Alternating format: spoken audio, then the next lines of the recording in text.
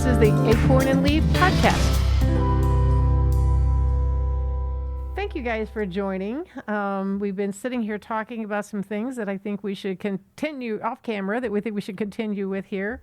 Maybe back up a little bit. But first, there's some introductions. Paul here is with, well, both of you guys are with Sashco. But Paul, just real quickly for our people, to give them a brief background on you. I have about 30 years in this industry. Seems like 10. I've had a great time. I've been involved with lots of wonderful people. Been privileged to work at Sashco. I left for a while and came back, and hope to end my, well, I hope it's not ending very quickly or anything. You never know. I want to hang around a long time and keep working for Sashco, which, by the way, is a family-owned company. It's been in business since 1937, owned by the same company. So, and then I'm going to hand it off to Todd over there.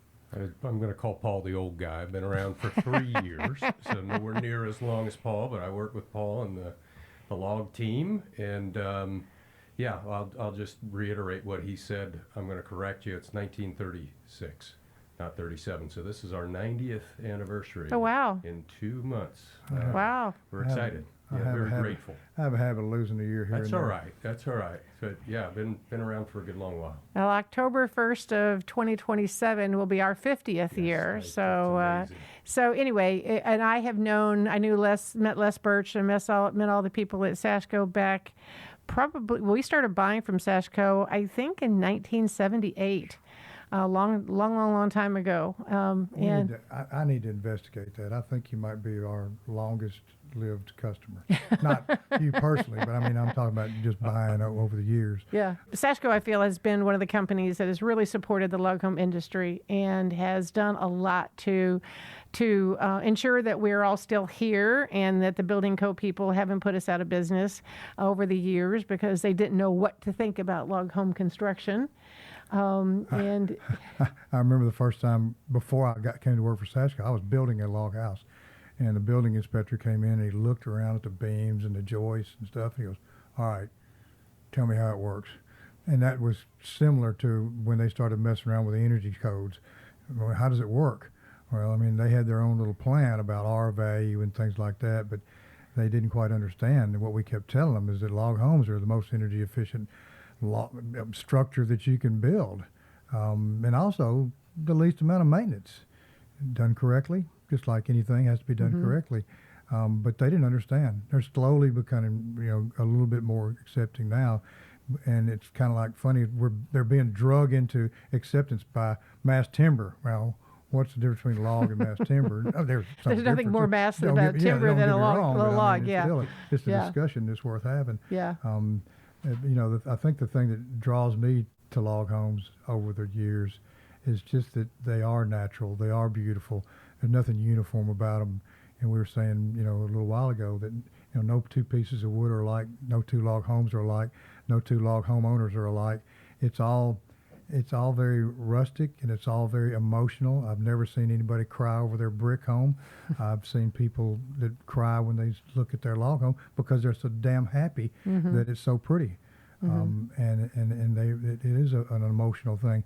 I mean, people wait for years to build their final home to retire in, a home on the lake, a home in the mountains, and it's just a really cool thing to see them to be a very small part of their satisfaction with the final output. Yeah, I know you don't get the same feeling when you walk inside of a home that's all drywall and uniformity. Yeah. That's just like a curse word to me. Log's authentic. Yeah. Right? They just feel like authentic structures. Yes. Mother Nature made them. Yes. Mother Nature never makes two of the exact same thing. Absolutely. That's the beauty. Yeah. Yeah. So I know Sashco has done a lot of testing over the years. That's one of the things that really impressed me, and I'm definitely not a science person, so it goes way over my head. But I know they did for the very first time when I visited their facility, I was always impressed with the testing that they had done.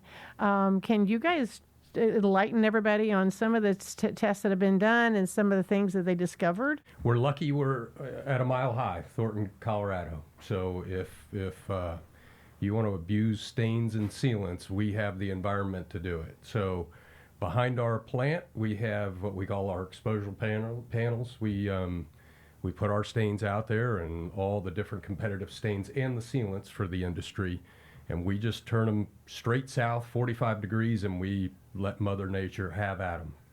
Rain, sleet, snow, heat, UV, cold, everything. So it's funny, we're discussing this. They're on for 14 months out there, and they're just coming off. We've had our latest batch on for 14 months. We're pulling them off, and we compare our stains and sealants to everything out there. And when we find something that performs at or at a higher level than ours, we get to work and try to figure out why and how we can become better. Mm-hmm. So one of the things I really like is that you guys test on round logs. we do. And we do. round people don't. I have told people that so many times. I think you're the one that actually educated me on that years ago. But see, I do remember what you tell me. So, but that round logs act differently than the sun hits round. It hits a different temperature than if it's on a flat piece of wood. Yeah, the sun gets 100% bite on it as it goes over, as it does every day, because it is round. And on a flat, at best, it'll get about a 45-degree angle shot at whatever the substrate is, the coating, the stain, or whatever that's on there. So that's why it's different. The upper curvature of a log that gets all that sun will always deteriorate quicker than the bottom part, which is partially shaded. And then, of course, to add to that performance, or to make it the performance better, you put a good design with good overhangs and porches and things like that to keep the sun and the water off of logs. Then you can have a house that's practically maintenance free. I, over the last 30 years, have spent less money on my log home than I have on my brick home, and that's true. The other thing, Sashco has got a retail division, and as well as their log home division. I know their retail division products get sold in the box stores. I wanted to last time I saw Les was last year at IBS in Las Vegas at the International Builders Show, and they had a pretty big booth, and I got very tickled at they were having contests for caulking. And in our industry, we have a lot of really good caulkers, and people do a lot of caulking. And these guys are walking through the I can caulk better, I can caulk faster than you can. All these stick builders. I thought it was really, really funny. These guys are really getting into it. They were having these knockdown, drag out fights over their caulking. I'll tell you what freaks me out about that is at a Zero Failures. That's a conference that we have to teach people how to do this. Les Birch is the best at it that I've ever seen. He's pretty good. He's awful good. We missed you last week. IBS was last week in Orlando.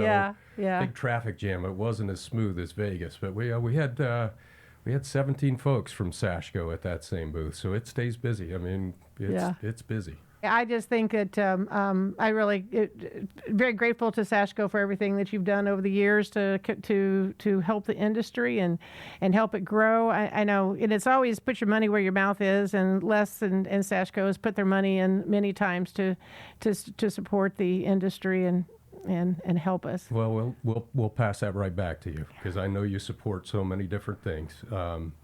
IMTA, and I think our values align so much. Gastineau and Sashco, family-owned company, has been in business a long time, so we really appreciate all your support too. Yeah, well, I think our motto is heart and heritage, because we take our houses all come from our heart. We all are very committed to this, and we love what we do. We're committed to it, and our goal is to create the heritage for the families that buy our homes. And I think Les feels the same way. He's created a real heritage in his family, and his son is also involved in the company still. Is that correct? Both sons? Yeah. Jeff and Nick both plugging it along, third generation. So we're blessed. We're lucky. Andrew, you brought up that seminar that Sashco puts on, the Zero Failure Seminar. We actually have a gentleman going out in April to attend it. One of our guys has not been to it, and he's going out in April. But that's open for anybody that wants to go. Yeah, it would be, except it's gotten so popular, they're filling up. We usually have 3. This year we have 5, correct? Yep.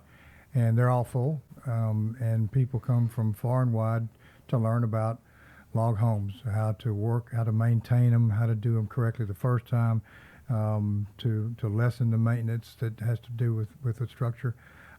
It's the only school of its type, and we're kind of taking a lesson from what's his name, Mike Rowe. Teach people how to work. I believe in it a lot. I mean, it's a great living to be made working on log homes because it's a specialty. If you recognize that the people that make the most money are the most specialized, that would be lawyers and doctors and things like that, because they know things that other people don't know. The log home industry is similar to that. It's not like painting a house. There's difference because logs, round logs like we spoke about, behave differently than siding or flat pieces of wood or brick or whatever. So there's specialized knowledge to be gained through zero failures, and it's cool. I've been asking people and inviting people to this for, gosh, as long as it started. I guess it's 24, 5, 6 years now, and I've never had anybody tell me that it was not worth their time and travel to come to zero failures. Yeah, there's people out there that have log homes that I think would actually even tenant themselves. You know, it's really oriented toward people that are in the industry or want to get into the industry. But I know that a lot of my customers are very technical and want to learn everything, and they would probably, there is a fee involved because it's a lot of time involved by you guys. It's expensive to put those things on. It is. In fact, we had our first fall class this year. I think we had 2 or maybe even 3 homeowners that were maintaining their own log homes, and I'm in touch with them on follow-ups because they dug into the science. We call it wood science, and we do. We teach about the science of wood, and these guys out really restoring homes and their own homes are really hooked, and it's just fun for us to see. I mean, those people are authentically attached to their homes like nobody that's got a stick-built house is, right? It's a little different than getting out painting your hardy board. The forest management industry, was started. They started in the United States back in the mid 1800s. They had to send people to Germany to learn how to properly manage forests, and they came over, and now we think the United States, we know it all, but it's like we know how to manage forests, and then part of that is then you have to know how to maintain the wood after you use the wood, and so it all goes. And I think that we have, again, that's another area that there wasn't a lot of education about that, and we have learned that over these years is that we've got to learn how to maintain the wood, and that goes right along with what you guys are doing. Absolutely, that wood science, building science, I mean, the two are so closely matched, and in what we do, they marry together. And as Paul said, a log building, a log home can be a very low maintenance home, as long as it's designed well, washed and cared for, but it's not heavy duty maintenance. So we love to teach people, the homeowners, to the new contractors that come in. It's fun for us to have folks come to Zero Failures and launch from there. It's been good. It's funny when you've got people who've been doing this for a long time, and then during that class, they actually go to the cellular structure of wood and why this happens. And they're like, oh my gosh, now I see why what I did failed because of this right here. Or now I see why this works so well. And when you get these guys that use scientific method, follow the science. We follow the science to the T, and it works. Well, I talk about that when we do construction seminars, and also when we do the educational seminars at the log home shows, and I talk about the cellular structure difference between different wood species, and I mean that's what it boils down to. I mean, it's just the wood performs differently because of the structural differences in the cells.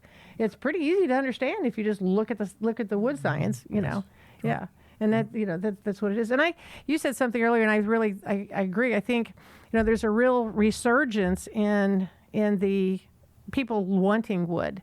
There's just a feeling that comes from wood. And I think we've gone through some years where people were into white drywall. And I mean, if I see any more white and gray, black, white, and gray. Black, white, and gray. Let that get behind us, please. Let's move past. But there's people are realizing that the value of like real hardwood floors as opposed to laminate floors. Our hardwood floors upstairs are 25 years old, and we had a lot of traffic on this wood, and the finish started wearing off. We had the floors resanded, restained. They looked brand new. You couldn't do that with a laminate No, floor. You sand right through to the OSB. Right, right, and people need to realize that there's an advantage to using the real wood. There's certain situations where laminates are better, like in a basement or something. But if you're Moisture. yeah, Yeah, I mean, the floors in my brick home are oak, and they were put down in about 1958. oh wow, And we refinished them a couple of years ago during our remodel during COVID when there was nothing else to do. And it's the prettiest floor. It's a tiny little 1.25 inch. oh yeah, slabs. strip flooring. Yeah, and they're gorgeous. That was the cheapest way to do it, and that's Yeah. how our house is. But it's durable. I mean, 1950 something to now, and all the children have crawled around it, and the grandchildren have crawled around it, and people have grown old on it. It's pretty damn historic, as far as Yeah. I'm concerned. Yeah, Yeah, you use the word resurgence of wood. I'm optimistic. We wouldn't be in this if the three of us didn't love wood, right? The warmth of it, the uniqueness of the wood, and I'm excited. I'm optimistic because, we were talking about architects as we get more and more into mass timber projects. Walking into these architectural offices, and it's not just glass, steel, concrete, hard lab scene kind of feeling. I'm seeing more and more warmth of wood elements being brought in, and I think we'll see more of that. And I think log homes are here with that warmth. Timber frame, right, is sort of an in-between modern sort of elements, and even in mass timber high-rise construction now. So I'm optimistic. I know the wood is there's so many advantages to wood from an environmental standpoint. Wood it sequesters carbon, and that piece of wood right there is going to have carbon in it until the day it's either burned up or it rots. One of the two. It's got carbon. It holds it. And I tell people, it's kind of my mantra anymore. Is like when every piece of wood that you see is holding carbon, it is protecting the environment. It's cleaned the carbon out of the air, and it's storing it. So as long as you can keep it in its natural form, the carbon's never going to go back into the atmosphere. Yeah, you grow a tree in a 10-gallon pot that's full of 100 pounds of soil, and the tree gets to be 50 feet tall, and that same 100 pounds of soil is still there. Where did the tree come from? Well, it came out of the air. It's carbon. And if you look at the longevity of some of these log homes that we're dealing with, we're talking about 200 and 300 years, whereas many stick frame houses that were built in the 40s are obsolete now, and they're being bulldozed for something else. Log homes, they have that character, and people tend to try to restore them, and they do. I mean, I'm always involved with antique log home restorations. I've got one today from upstate New York, and I'm happy to help the gentleman. So they just have something about them that other homes don't.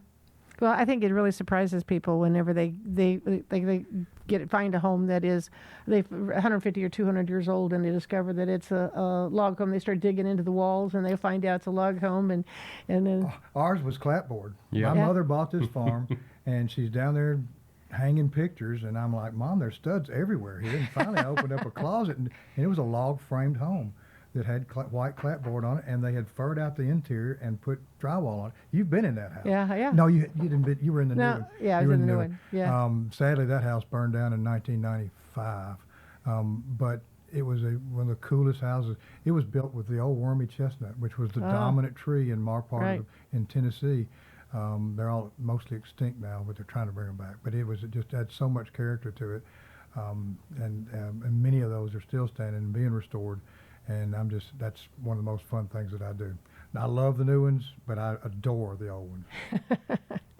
Well, a lot of them are oak that you find. That's what they are. Yeah, that's. It's funny. Most of them are mixed, because what happened, and you look back on history as we moved across this country, usually east to west, is that a family would set out in February, and hopefully by somewhere in mid to late March they would land to where they were. And the first thing to do was start cutting down trees so that they could plant the corn or whatever seed that they had. So they cut the trees, clear them out of the way, get the crop planted, and then they would start building a house out of those trees that had been cut down. And most of the structures were about 10 by 12, 10 by 14, because logs that were green, that were 12, 14 feet long and, you know, massive like that were really heavy. So hence the structures were small.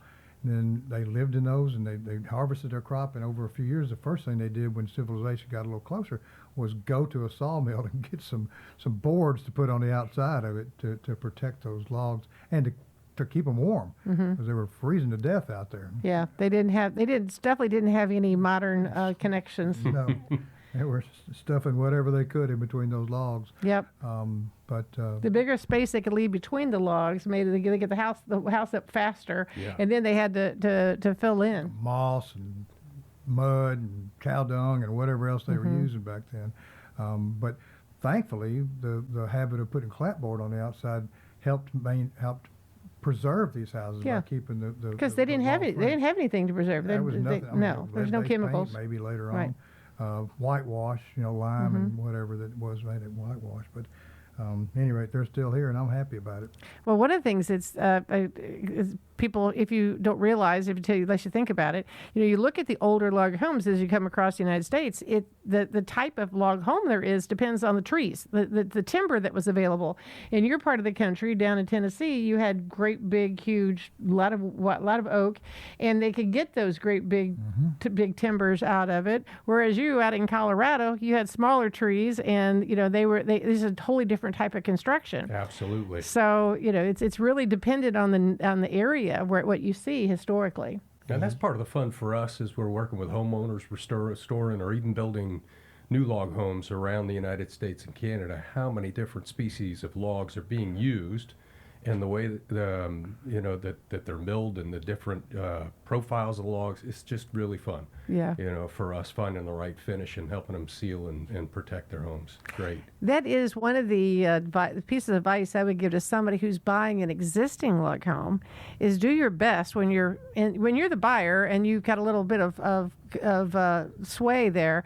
You know, try to find out what type of wood it is and where it came from, because we have people call us up all the time, and they're wanting to get their house refinished, or they want to do whatever, or something happens, and they have no idea. They have no idea if it's oak, pine, cedar. You know, usually they can't tell, and so they themselves. But if you can, when you're buying a house, try to find out as much about it as you can.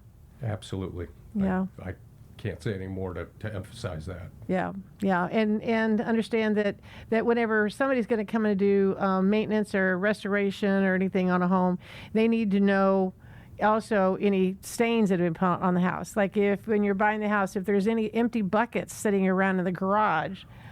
We make a label now that people, when they do the restoration on the house, they put it on the electrical box, and it says who did the work and what's on the house, so that the next person doesn't have to go through that series of trying to find out what it is, because we write it down. Yeah, because it's what people are saying. You can't put a water-based finish over an oil. Can't put an oil over water. So if you have to know what it is, because otherwise you can create a real mess if you go in and mix the two and don't realize that you're doing it. We have a team of folks, log home specialists at Sashco, that spend parts of every day with homeowners going through that. Compatibility. What's on your home? Don't know. Can you go get a pail? Well, I just bought the house. Is there a pail of something around? So, yeah, if you can find that out, it makes life a lot easier in maintaining and beautifying your home. So we do a lot of that work. A lot of that work at Sashco. Well, I gave you guys a copy of my book that I can't wait wrote. to read it. I'm excited. I cannot wait to read it. Actually, what that is I've had an educational session that I've done at the log home shows for several years, called Dreams to Reality. And really what that book is just that presentation put into a book form. We also have that available on our website, where you can download it as an ebook. So it's free to people to download. We're going to also be taking it to the log home shows when we attend, and when we do the Dreams Reality presentation, we're going to hand that out for free to people that attend the educational session. This is so good. Yeah. I mean, such a good tool. Just glancing through it, I'm Yeah. like, I see people that are halfway through and they don't know half of this. Yeah. And they're Yeah. suffering. Paul and I are on the road staying in hotels, so morning. Listen, get your This is going to be book club quiz tomorrow morning. Chapters 1 through 2. I'll ask you all the questions. Okay. That is such a good idea and such a fantastic tool for people. Well, and it doesn't matter whether it's a log home or timber frame home or it's a brick home. I mean, if you're going to go out and buy a piece of property and build a custom home on it, it's different. Most people have never done that. It's one of the most stressful things for a couple in the first place. In the second place, people know so much less about their home than they do about how they make their living. Yes. I mean, there's a lot of people that make a lot of money that don't know how to change an air conditioner filter in their house. And homes are getting more and more and more complicated. Because of energy codes and other factors. They're just things out there that people want, and they're complicated. And it's sooner or later, you're going to have a guy that's like a butler that does the stuff on your house because there's so many things that you have to know about it. And it's a crying shame that the biggest investment that most families make is their home, and it's the thing that they know the least about. And they're having to trust people to work in their house. It's funny we're having this conversation because I've had it twice in the last week. We know so little about what goes into building our home and then maintaining our homes, whether it's stick-built, log construction, so much less so than our cars, which are worth so much less, and cars are throwaway things relative to the length of a standing log home. I mean, it's just amazing that we know so much about this, but so much less about houses. It blows my mind. It's got a 350 V8 and all that kind of stuff, and they'll wash it and keep it clean, but they won't do that to their house. Yeah. Dadgummedest thing I've ever seen. Yeah. Well, we hear this from people all the time about, it's like, how do you find land? And I talk in the book about several different ways, how you find land, how do you pick a builder, what are the steps, when do you apply for financing, when in the, because I've seen people really mess up their financing because they go out and do things in the wrong order. And so anyway, and not that I'm the wise sage or anything, but I think it's good to put those things down in writing so that people that are willing to take a couple hours to read it, that they can go through and glean also some stories. There's stories in there, some of our customers that we've had over the years. You're wise in my book. Yeah. No, that's fantastic. Or when you get to be my age, everybody thinks you're wise. You're only 2 years older than me, so ease up. One of the things that I think people should think about is when they're going to talk to a builder, because builders are typically do not want to talk to customers that are 2, 3, 4 years out. They want to talk to someone who knows what they want and wants to build sometime within their schedule. So that's one thing that I talked about, and that's one thing I think that like a log home company like us can provide to the customer, is that we can work you through those steps. We can get your blueprints drawn. We can get you can start making decisions. And then whenever you're within the time frame of when you talk to the builder, then we can refer you over to the builders to have those discussions. Because people will get they'll get discouraged because they call builders up, and then the builder doesn't want to talk to them because they say I'm going to build in 2 years or 3 years, and it's not in the builder's wheelhouse. It's not what they're not ready for him yet. Yeah, and conversely, you got people who say I want to start tomorrow, and the builder's like, I can't start for a year. So I would recommend with builders to start asking them questions first. Don't tell them what you want. Say, where are you? What's your process? And see if it fits in with what you're saying. But one of the things, as far as knowledge is concerned about log homes, first of all, this book's great. But if you have general questions about the finish on your log home, call Sashco. If you look at the number of years we have experience within our sales team, our R&D, and our marketing, it's somewhere like over 250 years worth of field experience. Nobody else can say that. Sashco knows, and so call us. We love helping people that own log homes or thinking about log homes. You can tell I just like to talk. we all do. I think that's a requirement. And at Sashco, we don't have a phone chase. If you dial that phone number, a human being's going to answer. We're up 140 people work at Sashco. But we will talk as long as a homeowner needs to help them find the right solution even if it's not a Sashco product that best fits their needs, we're here to give advice because we love log homes. Our team is every one of us. I mean, we just love the industry and we want people to be happy on with their homes. So, like Paul said, you know, you want to talk about finish, sealing, anything about your home. If we don't have the right answer, we'll get it for you, but we will talk to you about it. So call Sashco. Yeah, that's one of my requirements also here at Gasu Log Homes. We will always have a real person that answers the phone. It's my one claim to fame. Yeah. I answer the phone. I'm not very smart, but I'll answer the phone. Yeah. I'll give you an answer. Yeah. Well, everybody here at Gasu knows that I'm always looking for something new and improved. I'm always pushing for how can we make things better. One of the things that we are getting ready to announce is that we are going to offer a maintenance contract. So all from our new people that buy a house, we'll offer a maintenance contract, and then later on, if it's good for so many years, and then after so many years, they can actually transfer that into an even longer term maintenance contract. So I don't think there's anybody else in the industry doing it, especially not, that's a log home manufacturer.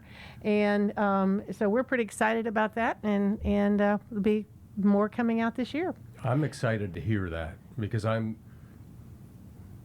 we're just excited to hear that. More people should do that, and I'm glad you're bringing that to the market. So, Sashco, we're working on a few products that aren't really ready to even announce, but we are, I'll just say we're cooking up some products to make maintaining log homes easier and more efficient for homeowners.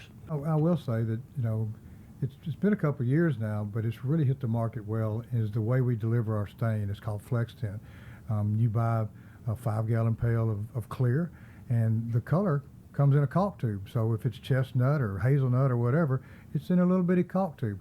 And if you change your mind from the time you buy it to the time you want to use it, all we're doing is moving a little caulk tube back and forth across the country, as opposed to mailing a 50-pound tub of something that's going to cost you $150 to move. You can make adjustments on the job site with it, and it's really a cool system called Flex Tint. I think that's really a great idea. I know there's other industries that have done something similar, but I think it's really great. And also, people can be very, very picky about what color stain they want on their house, and with the Flex Tint, it makes it easy to mix it. That's true. It makes it easy to mix it, and we're also requiring that, you know, if you're building a new house, that your wife has to sign off on it before you actually ship it. That's my new rule. Yes. Well, the other question: hey, who have you found are the best caulkers, men or women? Women. Everybody, Easy. Okay, that's everybody says that. That's 3 out of 3, right? We're unanimous Yeah, there. yeah. And where is the worst part to start caulking your house at? Well, you should start up at the very top and work your way down, because you're fresher, it's harder to get to the top, and as you come down, it's easier. That's my theory. Well, and that's Mike my Branch story. always I'm says the sticking to back it. door. The Yeah. back. Yes, that's In a closet. In a closet. In a yeah. closet, Yeah. or because people always start at the front door, and then Right. they get better as Yeah. they go. Or so- where the cabinets are going to go. Yeah. You know, any place like that. Yeah, to get the Get the experience. The experience and but you know, but I always say start at the top, because it is harder to get up there, and you're fresher as you work up top, and then as you get more and more tired, you're down standing on the ground as opposed to climbing on that. Spoken like a true older gentleman. Yes. Older, yes, gentlemen, well, to be determined. All right. I want to thank you guys for coming and sharing your insights with me today in our podcast room. And thanks to Sashco for allowing you to come and visit us here in the middle of Missouri. And we really appreciate it. And just can't wait to keep on learning and keep on experiencing new things and hand in hand with the Sashco team. We are so happy you had us, and yeah, we're always happy to help you and help your homeowners. So, Lynn, thank you for having us. This has been great. Thanks. Always a pleasure. 30-something years we've been doing this. Yeah. I wish we had 30 more in us.